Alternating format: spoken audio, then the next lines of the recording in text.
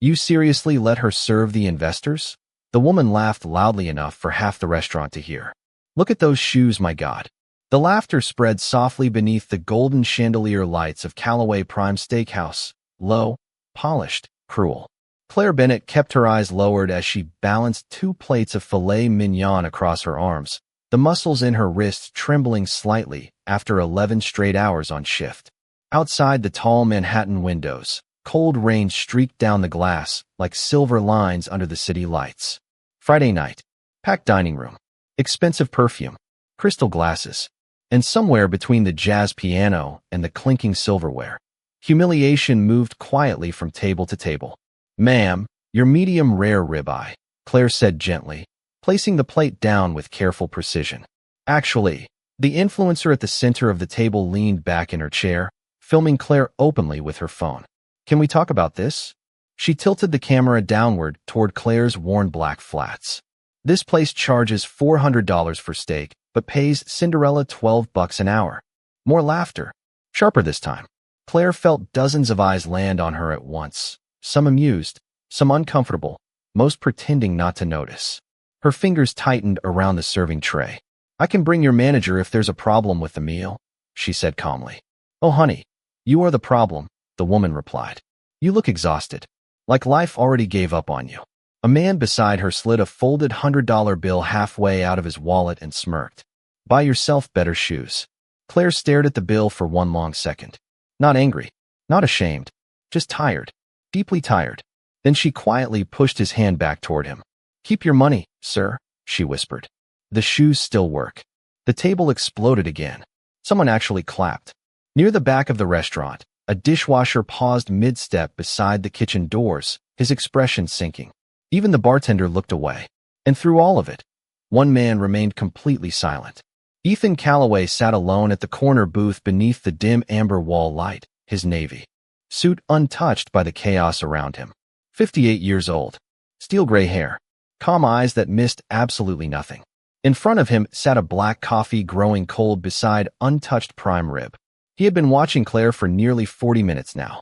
Watching the way she remembered every customer's name. Watching her help an elderly man cut his steak without embarrassing him. Watching her secretly pay for the dishwasher's dinner 20 minutes earlier when the young man realized he'd forgotten his wallet. Ethan slowly removed his glasses, folded them once, then looked back toward the table still laughing at her. Claire inhaled carefully and adjusted the tray against her hip. Enjoy your dinner, she said softly. She turned to walk away, but the woman's voice stopped her cold. Wait. Claire froze. The influencer smiled cruelly into her phone camera. Say it again. A pause. Say enjoy your dinner like a real waitress. Silence fell heavier this time. Even the piano player missed a note. Claire's throat moved slightly as she swallowed. Her cheeks reddened under the warm lighting, but her voice never shook. Enjoy your dinner, ma'am. Then, for the first time all night, Ethan Callaway stood up. The sound of Ethan Callaway's chair sliding against the hardwood floor cut through the restaurant louder than the laughter ever had. Slow, controlled, deliberate. Nobody spoke now. Not the influencer. Not the men beside her. Even the kitchen line seemed to pause behind the swinging doors. Claire turned slightly, confusion flickering across her tired face as Ethan adjusted the cuff of his navy jacket and stepped away from his private corner booth. The warm amber lighting cast sharp shadows across his expression, making him look colder somehow. Older too. Not angry. Disappointed. He walked directly toward the table, still glowing from phone screens and half-finished cocktails. Expensive watches. Artificial smiles. People who had spent the last 10 minutes entertaining themselves with someone else's dignity. Ethan stopped beside Claire first. Not them. Her. His eyes lowered briefly toward the scuffed black flats on her feet, then toward her trembling hands still gripping the serving tray. He noticed the tiny burn mark near her wrist from the kitchen oven, the exhaustion beneath her makeup, the way she kept apologizing with her posture even when she had done nothing wrong. Quietly, Ethan reached for the tray in her hands. Let me help you with that, he said. Claire blinked. Sir, you do not have to, I know. His voice remained calm, almost gentle. He set the tray carefully onto the empty service station nearby, before pulling out a chair at the influencer's table. Not for himself. For Claire. Sit down for a moment. The woman holding the phone gave a nervous laugh. Wait, do you actually know her? Ethan finally looked at her fully. The room seemed to shrink beneath the weight of his silence alone. No, he answered softly. That is the problem. Nobody moved. Rain continued tapping against the tall windows behind them, while the jazz piano faded into awkward, unfinished notes. Claire remained standing. I should get back to work, she whispered. Ethan nodded once. And they should remember you are a human being before you do. The influencer slowly lowered her phone beneath the table. One of the men cleared his throat uncomfortably. Another reached for his drink, but stopped halfway. Ethan turned toward the manager's station near the bar where Daniel Mercer had suddenly appeared, pale-faced and sweating through his gray suit. Mr. Calloway, the manager began nervously. Ethan raised one hand slightly. Not rude, not aggressive, just enough to silence him instantly. How long has she worked here? About 6 years, sir. Ethan glanced back toward Claire. 6 years. 6 years carrying heavy trays through crowded dining rooms while people treated her like background noise. 6 years of smiling through humiliation because rent still had to be paid on Monday morning. He looked around the restaurant slowly. Interesting, he murmured. Your most valuable employee, and somehow the only person in this room nobody learned to see. Claire felt heat rising behind her eyes immediately. Dangerous heat. The kind that comes before tears after years of holding everything in. She forced herself to inhale slowly. Professional. Stay professional. Ethan noticed anyway. Of course he noticed. Men like him noticed everything. The influencer attempted another laugh, weaker this time. Come on. We were just joking. Ethan's expression never changed. Cruel people often call it humor, he replied quietly. It helps them sleep better afterward. Silence crashed over the table again. Heavy now? Embarrassed? Real? Then Ethan reached into the inside pocket of his jacket and slowly pulled out a folded photograph nearly worn white at the edges. Claire stared at the old photograph in Ethan Calloway's hand as if her exhausted mind could not quite process what she was seeing. The edges were bent, water-damaged, faded by time. In the picture, a much younger man sat inside a tiny roadside diner beneath a flickering neon sign that read Rosie's Route 9 Cafe. His dark hair was longer then, his face thinner. No expensive suit, no confidence. Just a tired man wrapped in a denim jacket with both hands around a chipped coffee mug. And standing beside him, smiling softly at the camera while refilling his cup, was Claire, 20 years younger. The entire restaurant went silent again. Claire blinked hard. Where did you get that? She whispered. Ethan looked down at the photo carefully before answering. November 17th, 2004. His voice lowered slightly. 3:30 in the morning. Snowstorm outside Albany. Claire's breath caught instantly. Somewhere deep inside her memory, something shifted. A small diner. Freezing rain hitting the windows. A man sitting alone for hours because he had nowhere else to go.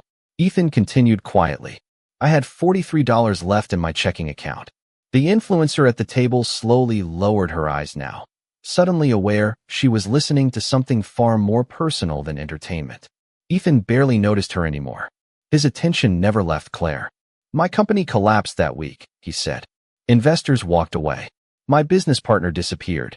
And every person who used to call me important stopped answering the phone. Claire swallowed carefully. She remembered him now. Not as Ethan Calloway the billionaire, but as the silent man with tired eyes who kept pretending to read the same newspaper because he was embarrassed he could not afford another cup of coffee. You stayed until sunrise, Claire said softly before she could stop herself. Ethan nodded once. Because you let me. The warmth in the restaurant suddenly felt unbearable to her. Her fingers trembled against the edge of the service station. I was closing the diner anyway, she murmured. No, Ethan replied gently.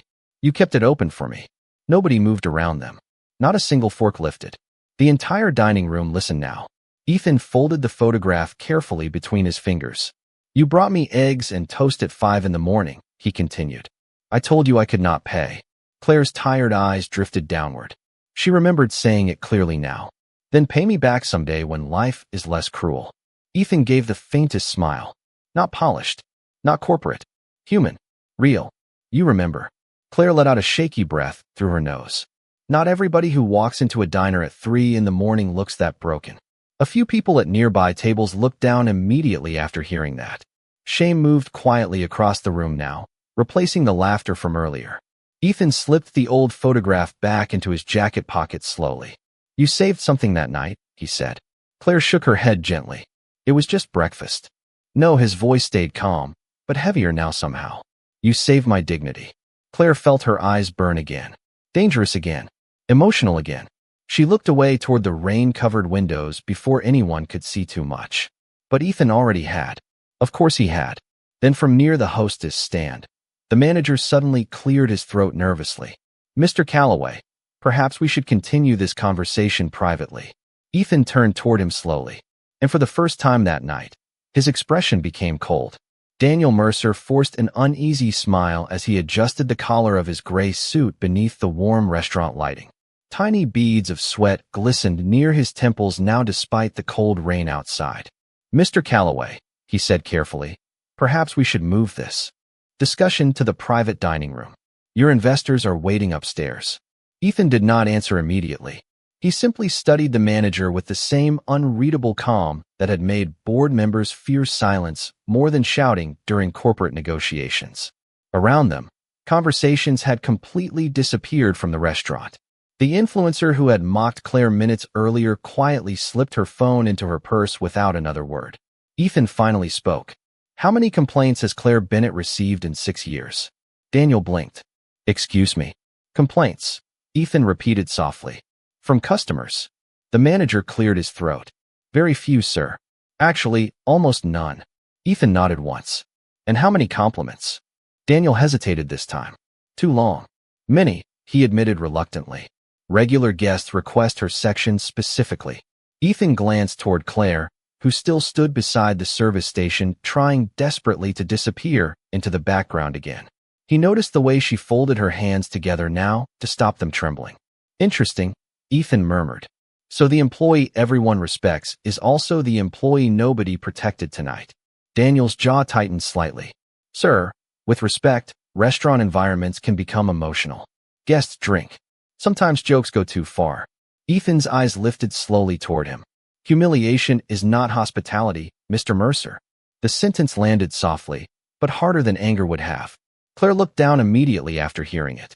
Nobody had defended her like this before. Not publicly. Not without expecting something in return afterward. Ethan turned slightly toward the dining room around them. Crystal glasses reflected the amber chandelier light, while expensive diners avoided eye contact one by one. Do you know what fascinates me? He asked quietly. People reveal their character most honestly when they believe someone beneath them cannot fight back. No one answered. A server carrying wine near the bar stopped moving entirely. Even the cooks behind the kitchen window had gone still. Ethan slipped one hand into his coat pocket. 20 years ago, he continued calmly, I sat inside a roadside diner with exactly $1.72 in my pocket. Claire closed her eyes briefly. She remembered now. The freezing storm. The man who kept pretending he was waiting for someone because pride would not let him admit he had nowhere to go. Nobody looked at me back then the way people look at successful men now, Ethan said. I learned something useful during that time. He slowly looked around the room. The kindest people are usually the ones life has already exhausted. Claire felt her throat tighten painfully. Daniel shifted uncomfortably beside the hostess stand. Sir, perhaps we can discuss staff training privately tomorrow. Ethan gave the faintest smile. Not warm. Not friendly. This is not about training. His gaze moved toward Claire again. This is about dignity. Rain hammered harder against the tall windows now, turning the Manhattan skyline blurry beneath streaks of silver water. Somewhere near the back of the restaurant, an elderly customer quietly stood from his table and approached Claire. His hands shook slightly with age as he reached into the pocket of his wool coat. Claire immediately stiffened, expecting another pity gesture. Instead, the man gently placed a folded handwritten note beside her tray. My wife and I come here every Thursday, he said softly. You always remember her tea without asking. His tired smile trembled. Thank you for treating old people like we still matter. Claire stared at the note silently. Then another customer stood. And another. The movement started quietly, almost awkwardly. One customer after another rose from their tables beneath the soft amber lighting, crossing the restaurant with hesitant expressions and lowered eyes.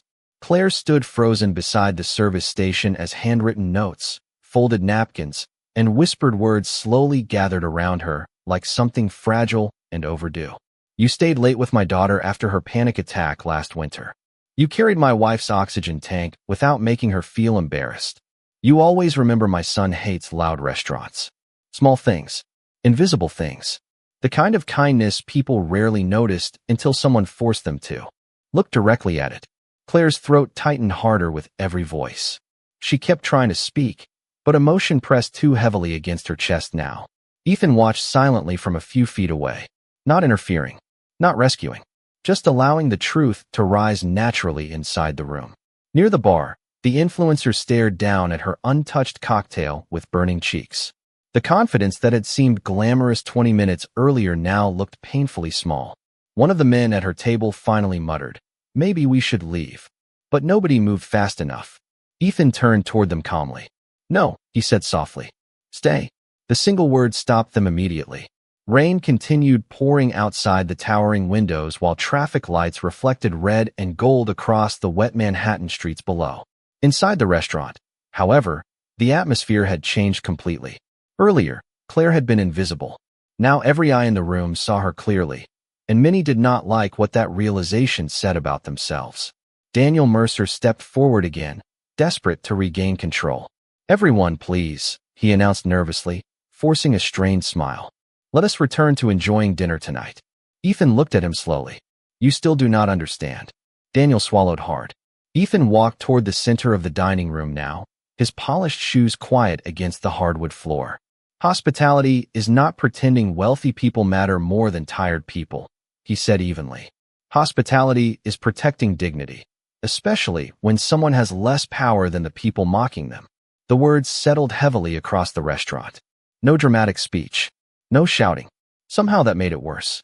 Claire pressed trembling fingers lightly against her apron pocket where years of stress had taught her to hide shaking hands. She hated crying at work, hated appearing fragile. But tonight felt different somehow, like exhaustion had finally met kindness at the exact same moment. Ethan noticed immediately. Of course he did. "Claire," he said gently. She looked up slowly. "When was the last time someone asked if you were all right?"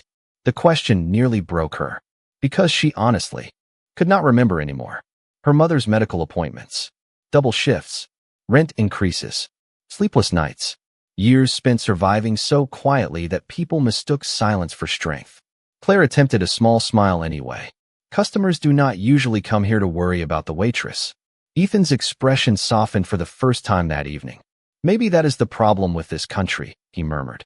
Behind them, the elderly woman from earlier suddenly approached, Claire holding a cashmere scarf around her shoulders. "My husband passed away 3 years ago," she said softly. "The first time I came here alone. I cried in the restroom because I could not stop hearing his favorite song." Claire blinked in surprise. The woman smiled through wet eyes. "You sat with me during your break." Silence again. Deep now. Human. Then the woman gently squeezed Claire's hand. "People survive because someone notices their pain," she whispered. "You notice everyone." Claire lowered her head immediately as tears finally slipped free beneath the warm chandelier light. Claire quickly wiped beneath her eyes with the edge of her sleeve, embarrassed the moment the tears escaped. "I am sorry," she whispered automatically. "I should not." "Do not apologize for being human," Ethan interrupted gently. The sentence settled over her harder than sympathy ever could. For years, Claire had apologized for everything.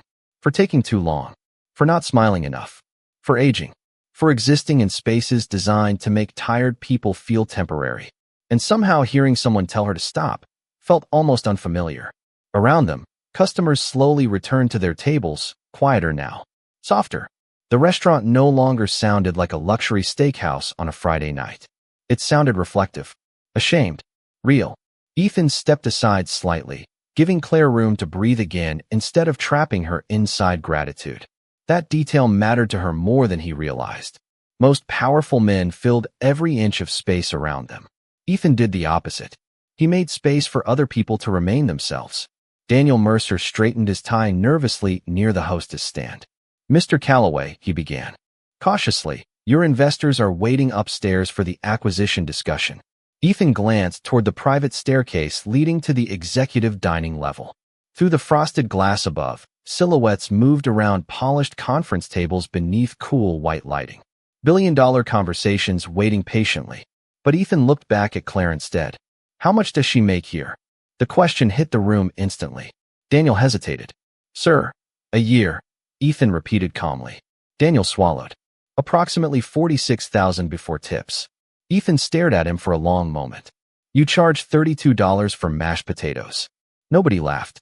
Ethan slowly loosened one cuff button on his jacket as though exhaustion had finally reached him too. Interesting country we built, he murmured. The people carrying the heaviest emotional weight somehow earn the least. Claire shifted uncomfortably. Please do not make this into something bigger than it is. Ethan looked at her carefully. They humiliated you publicly. Claire gave a tired little shrug that hurt to watch. People are cruel sometimes. And you excuse it too easily. She looked down before answering. No, I survive it. Silence again. Heavy this time. Honest. Ethan felt something twist painfully in his chest at those words because he recognized them immediately. Survival language. The kind spoken by people who stopped expecting kindness years ago. Near the windows, thunder rolled softly above Manhattan, while rain continued streaking across the skyline in silver rivers. The city looked blurred tonight. Lonely somehow. Ethan studied Claire's face beneath the warm chandelier glow. Fine lines near her eyes. Exhaustion hidden beneath professionalism. The calm expression of someone who had learned long ago that breaking down never paused the bills arriving on Monday morning. Then he noticed something else. Her hands. Tiny bandages near 2 fingers. Dry skin from constant sanitizer and dishwater. Working hands. Invisible hands. When was your last day off? He asked quietly. Claire gave a faint laugh through lingering tears. I genuinely do not remember. Ethan closed his eyes briefly at that. Answer. Around them, several customers exchanged uncomfortable looks again. Because suddenly this was no longer about a dramatic public humiliation. It was about something much worse, ordinary exhaustion. The kind millions of people quietly carried every day while pretending they were fine. Daniel attempted another careful smile. Mr. Calloway, perhaps we can compensate Ms. Bennett privately for tonight and move forward. Ethan's eyes opened slowly. Cold now. Precise. Compensate, he repeated softly. That is the language people use when they think dignity can be purchased afterward. Daniel's face paled immediately. Ethan took one step toward him. Calm. Controlled. Terrifyingly composed. Tell me something, Mr. Mercer. His voice dropped almost to a whisper. When your staff gets humiliated in front of wealthy customers, he paused. Do you usually stand there doing nothing? Daniel Mercer opened his mouth once, then closed it again. For the first time in years, the polished restaurant manager who could charm wealthy guests and calm angry investors suddenly looked small beneath the warm chandelier lights. Mr. Calloway, I was trying to avoid escalating the situation, he finally said carefully. Ethan tilted his head slightly. By abandoning your employee in front of people with money? Daniel's face tightened. That is not fair. No, Ethan replied quietly. What happened to her was not fair. The words landed with terrifying calm. Claire immediately stepped forward, instinctively trying to stop the collision before it worsened. Please, she said softly. I do not want anyone losing their job because of me. Ethan turned toward her. His expression changed instantly again. Softer now. Human again. You still protect people who failed to protect you, he murmured. Claire looked away toward the rain-covered windows. I just do not like conflict. Ethan studied her carefully for several seconds. Then he gave the smallest nod, as if understanding far more than she had actually said aloud. People who spent years surviving difficult lives often feared becoming burdens more than being mistreated themselves. He knew that look, knew it intimately. Upstairs, muted laughter drifted faintly from the private investor suite beyond the frosted glass staircase. Wealthy men discussing acquisitions over $1,200 bottles of wine, while downstairs a waitress stood apologizing for being humiliated. Ethan suddenly looked exhausted by all of it. Mr. Mercer, he said calmly without taking his eyes off Claire. How many employees work in this restaurant? Daniel blinked. 42, sir. And how many of them are one emergency away from financial collapse? Silence. Ethan finally turned toward him fully now. You know what disappoints me most? Daniel swallowed nervously. Sir. Ethan slipped both hands into his coat pockets. I came here tonight planning to buy this restaurant group. A visible shock moved across the room immediately. Near the bar, one server nearly dropped a tray after overhearing the sentence. Daniel's face drained of color. You were aware of the acquisition meeting upstairs? Ethan nodded once. $380 million. He glanced around slowly at the polished wood floors, the expensive wine displays, the carefully curated atmosphere of luxury. And somehow the people running this place still forgot the one thing customers actually remember. Claire looked confused. What do you mean? Ethan's eyes moved toward her again. Nobody remembers the steak 10 years later. His voice softened. They remember how someone made them feel when life hurt. The restaurant became completely silent again because everyone understood he was no longer talking only about dining service. He was talking about humanity itself. Daniel stepped forward anxiously. Mr. Calloway, surely tonight does not reflect our entire company culture. Ethan gave a faint smile without warmth. Actually, moments like tonight reveal company culture perfectly. Claire felt her chest tighten hearing that. She hated being the center of attention this long. Hated the feeling of dozens of eyes studying her exhaustion like it finally mattered only because a billionaire noticed it first. I should get back to my tables, she whispered quietly. Ethan looked at her for a moment before answering. Claire, the way he said. Her name carried no authority, no ownership, just respect.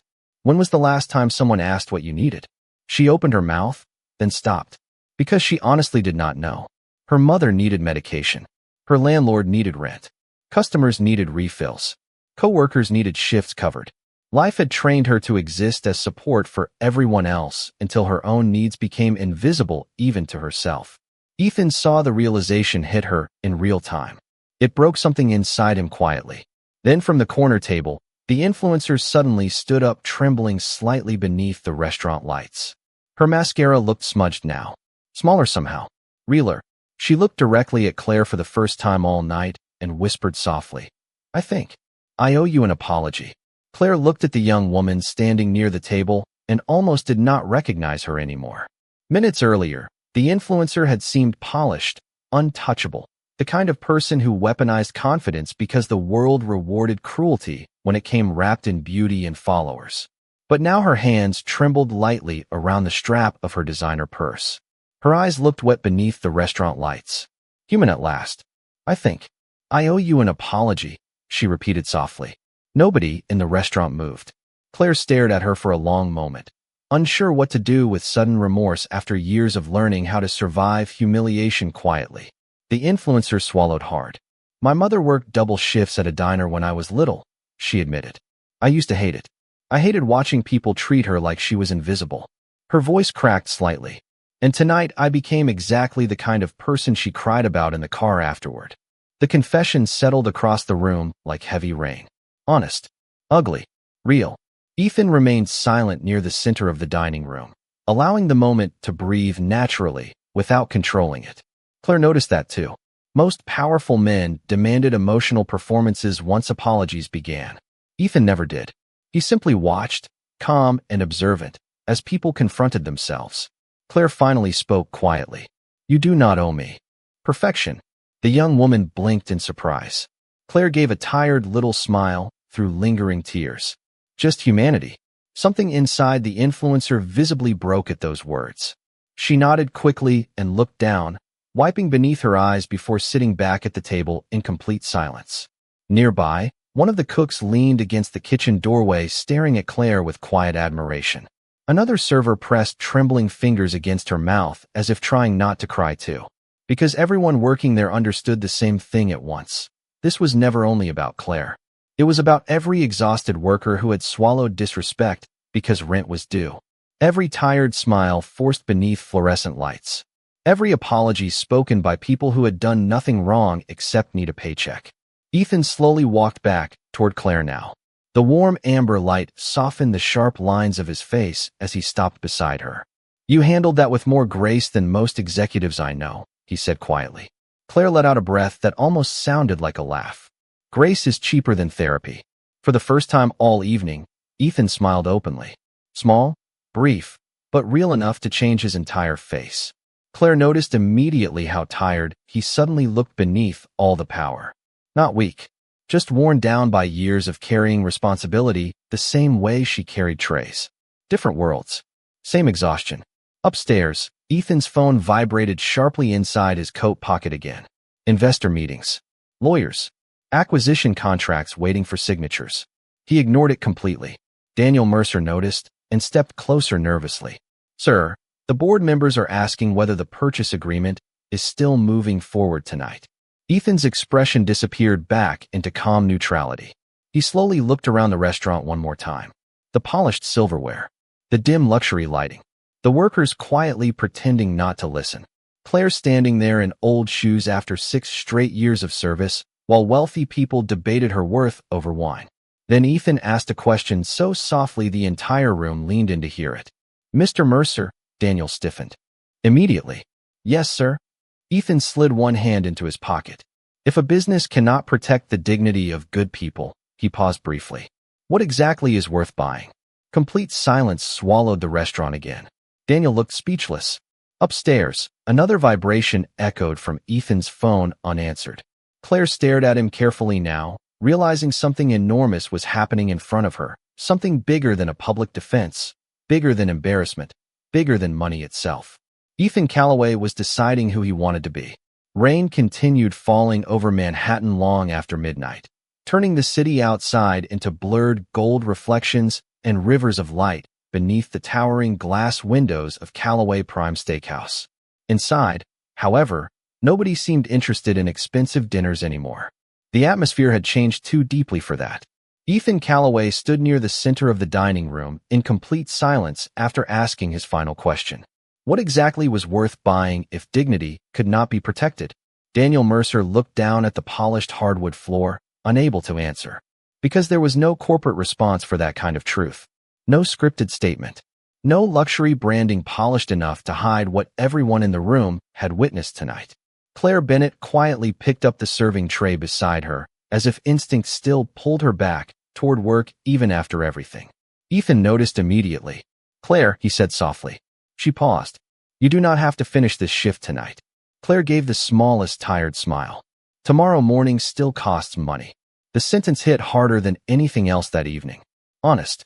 Simple. American. Ethan stared at her for a long moment beneath the warm chandelier glow before reaching into his jacket pocket again.